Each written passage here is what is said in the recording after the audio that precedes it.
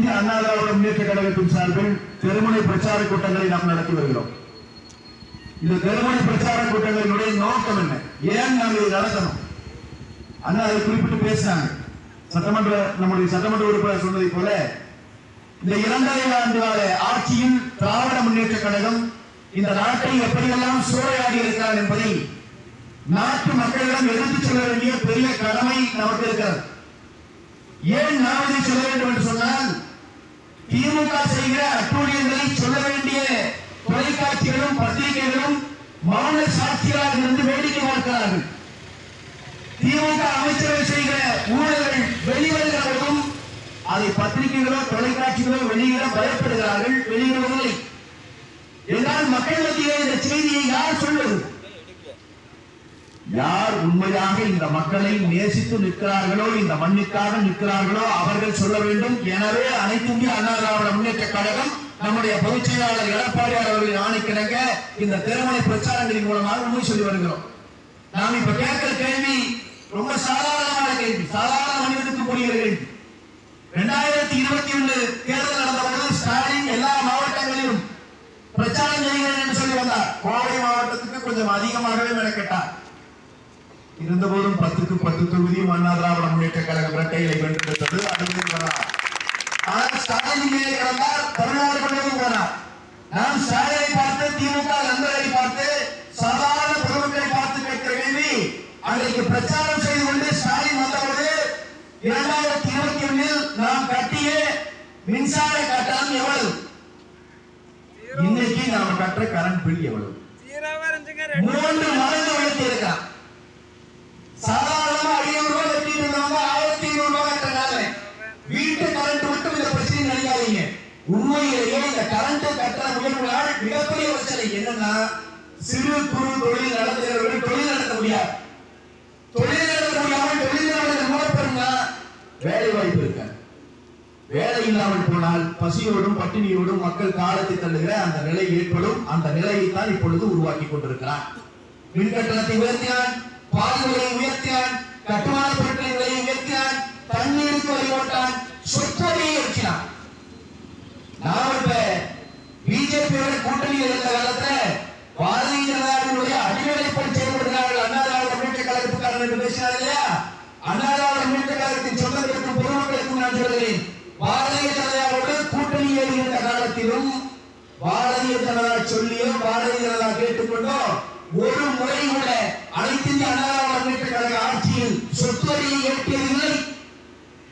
ஆனால் இன்றைக்கு சொத்து வரியை ஏற்றுகிறான், ஏழா ஏற்றினார், வீட்டு வாடகை உயர்கிறதே என்று கேட்டால் பிஜேபி சொல்லுது ஏத்துச்சுங்கிறான். இப்ப புரியுதா உங்களுக்கு பிஜேபிக்கு பிடிஎம் யாருன்னு? நம்மை பார்த்து சொன்னாங்க இல்லையா, பிஜேபி இருக்கிறாங்க மதவாதிகள்னு. சாதியோ மதமோ அனைத்து இந்திய அண்ணா திராவிட முன்னேற்ற கழகத்திற்கு ஒரு நாளும் இருந்ததில்லை. எல்லாரும் ஊரால் மக்களாக வாழ்கிற ஓர் இயக்கம் இருக்கிறது என்று சொன்னால் அனைத்து இந்திய அண்ணா திராவிட முன்னேற்ற கழகம். உண்மையா இல்லையா? நம்மை பார்த்து சொன்னா இன்றைக்கு இவன் சிவசேனாவோடு கூட்டணியே இருக்கார். யாரு? திமுக. என்றால் என்ன சொல்லியும் மக்களை ஏமாற்றிவிட முடியும் நினைக்கிறான். அன்பான சொந்தங்களுக்கு நான் சொல்லுகிறேன், இந்த ஆட்சி அகற்றப்பட வேண்டும். அதற்கான முன்னோட்டம் தான் வர இருக்கிற நாடாளுமன்ற தேர்தல். இந்த நாடாளுமன்ற தேர்தலில் நாம் கொடுக்கிற அடி, தமிழ்நாட்டு மக்கள் கொடுக்கிற அடி, திமுகவினுடைய இந்த கோர ஆட்சியை 26க்கு முன்பாகவே முடித்து வைக்க வேண்டும். அதற்கான வேலையை நாம் செய்யணும். நம்மை பார்த்து இப்ப அச்சப்படுத்துகிற வேலையெல்லாம் இருக்காங்க. பயங்கரமான கூட்டணி வச்சிருக்கிறோம், எங்க கூட்டணியில நிறைய கட்சி இருக்குதுங்க. நாம் இப்ப கேட்க வேண்டிய ஒரே கேள்வி, கூட்டணியில கட்சி இருக்குதா? கட்சிக்கு ஓட்டு இருக்குதா? இந்த கூட்டணியில் இருக்கிற கட்சி எந்த கட்சிக்காவது ஓட்டு இருக்குதா? ஒரு கட்சி வச்சு கூட்டணி வச்சு பரவாயில்ல வச்சு கூட்டணி. ஆனால் நான் உங்களுக்கு சொல்லுகிறேன், அண்ணா திராவிட முன்னேற்ற கழகத்தை சேர்ந்த தொண்டர்களும் தோழர்களும் நம்பிக்கையோடு இருக்க வேண்டும். 2014 எப்படி புரட்சி தலைவி அம்மா அவர்கள் 40 இரட்டைகளை நிறுத்தி இந்தியாவின் 2வது மிகப்பெரிய கட்சியாக பாராளுமன்றத்துக்குள்ளே அனைத்து இந்திய அண்ணா திராவிட முன்னேற்ற கழகத்தை விட்டாரோ அந்த நிலை கொண்டு வருவார். அந்த புரட்சி தலைவர் எடப்பாடியார் அவர்கள் அதை செய்து முடிப்பார். நாம் எதுவும் செய்ய வேண்டியதில்லை. இவன் செஞ்சுட்டு இருக்கிற அநியாயங்களை மக்களிடம் சொன்னா போதும். ஏதாவது ஒரு மந்திரி கொள்ளையடிக்காத மந்திரி இருக்கானா? பாட்டுக்கு 10 ரூபாய் வாங்கியே கட்டியிருக்க இந்த வீடு நம்ம மந்திரி ஒருத்தர். நீங்க போன சேலக்கில போனீங்கன்னா அப்படி போற வழியில் ஒரு தடவை பார்த்துட்டு போங்க. நானெல்லாம் டூரிஸ்ட் மாதிரி போய் பார்த்துட்டு தான் போறேன். கோவில் எல்லாம் அது ஒன்றும் கீழே இருந்து பார்க்க முடியாது, மேல விமானத்தை வந்துட்டு அந்த ஓட்டையும் பார்க்க முடியும். அத்த பெரிய வீடு கட்டிக்கிறாரு, நல்ல மனுஷன் வீடு கட்டது கட்டினாரு, ஊட்டி போய் உள்ள வச்சுட்டான்.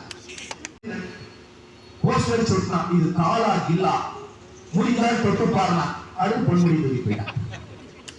இப்போ ஒரு தூக்குகிறான். அநேகமாக அடுத்த ஆண்டு அமைச்சரவை கூட்டமே போலீஸ் தான் நடக்க இருக்கிறது. மொத்தமாக அத்தனை வயது உள்ளே போய் அமர்கிற ஒரு நாளை நோக்கி இவர்கள் நடக்கிறார்கள். இவர்கள் கொள்ளையடிப்பர். முதல்ல ஒரு காலத்துலீங்க ஒரு கட்சி ஆளுங்கட்சியா இருந்துச்சுன்னா ஆளுங்கட்சியை சேர்ந்தவர்கள் ஊழல் செய்து விட்டார்கள், எதிர்கட்சிக்கார குற்றம் சாட்டுவாங்க இல்லைங்களா? அது ரொம்ப சாதாரண, எல்லாரும் சொல்லுவாங்க ஆளுங்கட்சி ஊழல் செய்திருச்சு. இப்ப ஆளுங்கட்சி ஊழல் செய்திருச்சு யார் சொல்றா தெரியுங்களா? ஆளுங்கட்சி அமைச்சரே சொல்றாரு. பிடிஆர் பழனிசாமி ஒரு அமைச்சர் இருக்கிறாரு, ஆளுங்கட்சி அண்ணா திமுக இருக்கிறவரு, அவர் சொல்றாரு திமுக ஆட்சியில 2 ஆண்டுகள்ல முதலமைச்சரினுடைய மகனும் மருமகனும் மட்டும் 30,000 கோடி ரூபாய் கொள்ளையடித்திருக்கிறார்கள் என்றார். ₹1 2 இல்ல, சாதாரண மக்களுக்கு ஒரு செழிப்பு கோடினா நாம கட்ட கோடி இல்லைங்க, நமக்கு தெரிஞ்ச கோடி, நமக்கு தெரு கோடி தெரியும் இல்லைன்னா செத்த போடுறோம், பிறந்து கோடி புகுந்து கோடி இருக்கு, அதுதான் நாம கட்ட கோடி. அந்த கோடி அல்ல, 100 லட்சம் சேர்ந்தா ஒரு கோடி. அது போல 10 கோடி 100 கோடி 1000 கோடி 30,000 கோடி 2 ஆண்டுகளை அடித்தவனை 2 பேர் அடித்தவனை என்றால் இந்த நாட்டை எப்படி சுரண்டி கொண்டிருக்கிறார் என்பதை பாருங்கள். 3 லட்சம் கோடி ரூபாய் இந்த நாட்டை கடன் வாங்கியிருக்கான். சாதி அரசை பார்த்து இங்க இருக்கிற திமுக பார்த்து நாம் கேட்போங்க, 3 லட்சம் கோடிக்கு நீ செஞ்ச வேலை ஒண்ணு சொல்லு.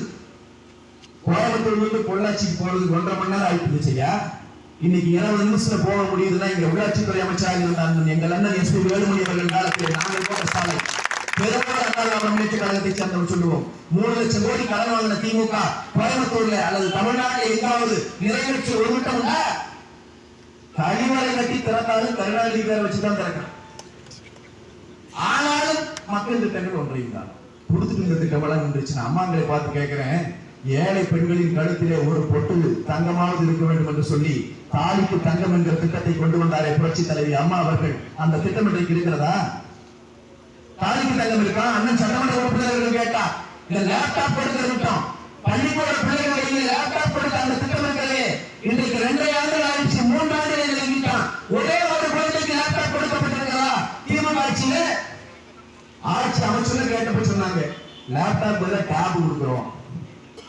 இப்ப பார்த்தா லேப்டாப்பையும் காணும், டேப்பையும் காணும், இருந்ததை கூட ஒழுகிட்டான். நான் இப்ப ஏற்கனவே ஒரு இதை சொல்லிட்டே வந்தேன், இந்த சைக்கிள் தான் கொடுத்தாங்க குழந்தைகளுக்கு, பள்ளிக்கூட குழந்தைகளுக்கு சைக்கிள் நம்ம கொண்டு வந்து திட்டம் தான். இவனும் சைக்கிள் கொடுக்கணும்னு கொடுத்தா அது பார்த்துப்பீங்கன்னு நினைக்கிற பேப்பர்ல சைக்கிள் இருக்குதுன்னு சைக்கிள் டயர் இருக்குது உள்ள பார்த்தா கொடுப்பாங்க. இதைதான் சர்க்காரிய கமிஷன் அந்த காலத்திலே சொன்னா விஞ்ஞான ரீதியா திருடுவாண்டு. கேட்டா போட்டோட டயர் தான் வெளியே ரூபாய் வெளியே போகுதுங்களா, இது ஒரு அரசா? பாலை திருடுமா? திருடன் செய்கிற வேலையை ஒரு அரசு செய்யலாமா? பால் பாக்கெட் நம்ம வாங்கி போறோம் இல்லைங்களா, 500 மில்லி இருக்க வேண்டிய இடத்துல 420 மில்லி இருக்கு. 80 மில்லி பால் ஒரு பாக்கெட்ல திருடலாம். திருடாதான் பரவாயில்லை, நாட்டாளுகிற அரசு திருடுகிறதே. அரசை ஆளுகிறவர்களே திருடர்களாக இருக்கிறார்கள் என்கிற சந்தேகம் மக்களுக்கு வருமா? வராது, வந்திருக்கிறது. எனவே இதைதான் நாம மக்களிடம் சொல்லுவோம். இவங்க பண்ணிட்டு இருக்கிறாங்க, அண்ணன் குறிப்பிட்டு சொன்னதை போல சட்டம் ஒழுங்கு சந்தி சிரிக்குது. எங்க பார்த்தாலும் நீங்க படிச்சு இளைஞர்களுக்கு உங்களுக்காக நான் சொல்றேன், நீங்க பேப்பர் எடுத்து வச்சுக்கோங்க, பெரியவங்க பொதுமக்களுக்கு உங்களுக்காக சொல்றேன், பேப்பர் எடுங்க, 1 மாசம் பேப்பர் எடுங்க. 1 மாசம் பேப்பர்ல எத்தனை கொலை சம்பவங்கள் செய்தியா வருதுன்னு பாருங்க. 100 கொலைகள் நடந்ததுன்னா 198 கொலைகள் கஞ்சா உட்கொண்டவரால் நடத்தப்படுகிறது. நிலையை உருவாக்கியிருக்கான். எல்லா இடத்தையும் கஞ்சா, கல்லூரி வாசல்களில் பள்ளிக்கூடத்தில் பிள்ளைகளிலே கஞ்சாவை திணிக்கிற தேடுகட்ட அரசு நடந்து கொண்டிருக்கிறது. எல்லா டிபார்ட்மெண்ட்டும் ஃபெயிலியர், டோட்டல் ஃபெயிலியர். ஒரே ஒரு டிபார்ட்மெண்ட் மட்டும் தான் வேலை செய்யும். எந்த டிபார்ட்மெண்ட்? 24 மணி நேரம் கண்டுஞ்சாமல் உழைக்கிறான் டாஸ்மாக் மட்டும்தான். சொன்னா சாத்திட்டம் புறகால வந்துக்கிறான். இங்க 100 ரூபாய்க்கு விற்கிறத அங்க 200 கொடுக்குறான். இது யாருக்கும் தெரியாத ரகசியமா? தமிழ்நாடு கிடையாது. ஆனால் பார் இல்லாம இருக்கா? இருக்கா? அண்ணா எவ்வளவு வேகமா கையாட்டுறாரு இருக்கு.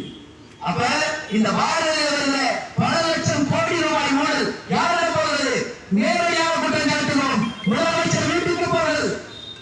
எந்த அமைச்சர் எதுவுமே தெரியல. ஒரு செய்தியை நான் உங்களுக்கு சொல்றேங்க, அதை சொல்லிட்டு நான் நிறைவு பண்ணிக்கிறேன். இந்த நாட்டினுடைய முதலமைச்சருடைய சிந்தனை, அவருடைய ஆற்றல் எப்படிங்கிறதுக்காக சொல்றேன். இன்றைக்கு திமுகவின் கூட்டணி கட்சியில் இருக்கிற ஒரு தலைவர், அவராக தனிப்பட்ட முறையிலே சொன்ன செய்தி நான் உங்களுக்கு சொல்ற செய்தி. அந்த தலைவர் முதலமைச்சரை போய் பார்க்கிறார். அந்த சமயத்தில் கருணாநிதி அவர்களுடைய பேனாவுக்கு சிலை வைக்க வேண்டும் என்று பெரிய பிரச்சனை நடந்து கொண்டிருக்கிறது.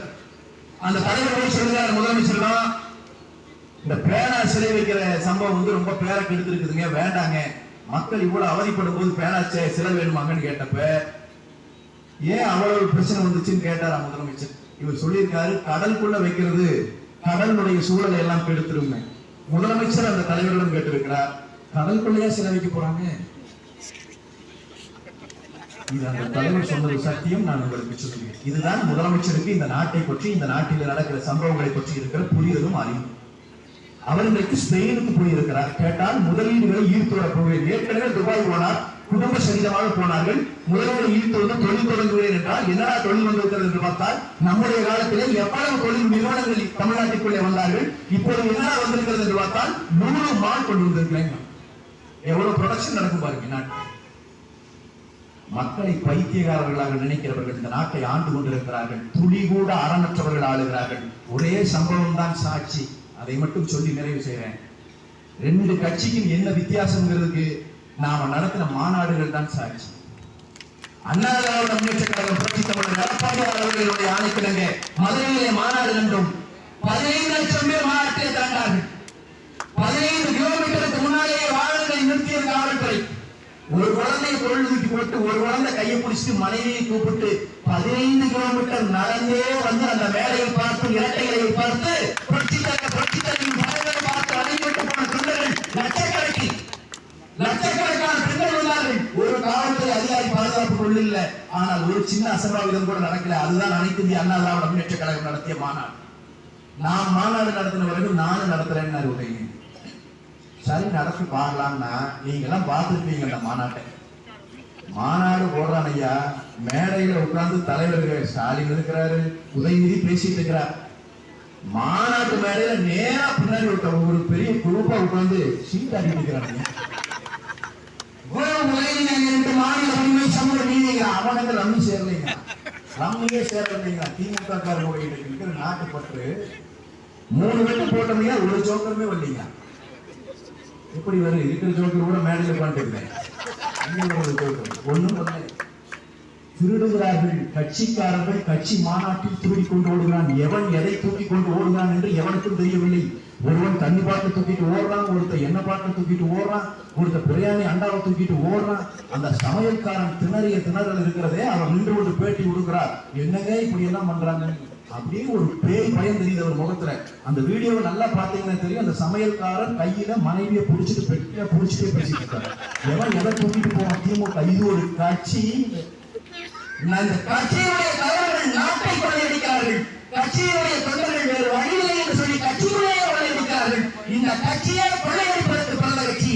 இந்த கட்சியுடைய ஆட்சி தூக்கி எறியப்பட வேண்டும் என்றால் அதற்கு முன்னோட்டமாக வர இருக்கிற நாடாளுமன்ற தேர்தலிலே நாம் இருந்த காலத்தில் நம்முடைய சட்டமன்ற உறுப்பினர் அவர்கள் குறிப்பிட்டு சொன்னதை போல, நம்முடைய முன்னாள் அமைச்சர்கள் குறிப்பிட்டு சொன்னதை போல 24 நாள் காவல்கார நாடாளுமன்றத்தை முடக்கிய வரலாறு அனைத்து இந்திய அண்ணா திராவிட முன்னேற்ற கழகத்தின் நாடாளுமன்ற உறுப்பினர்களுக்கு உண்டு.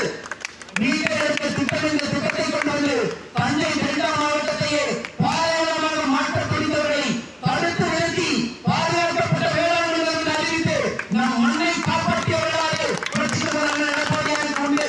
நாடாளுமன்றத்தில் நாம் இன்று போனவர்களெல்லாம் இந்த மண்ணை காத்திருக்கிறோம். அதே போல இந்த வருகிற நாடாளுமன்ற தேர்தலிலும் அனைத்து இந்திய அண்ணா திராவிட முன்னேற்ற கழகம் 70 வெற்றிகளுடன் 40க்கு 40 வெல்லும்.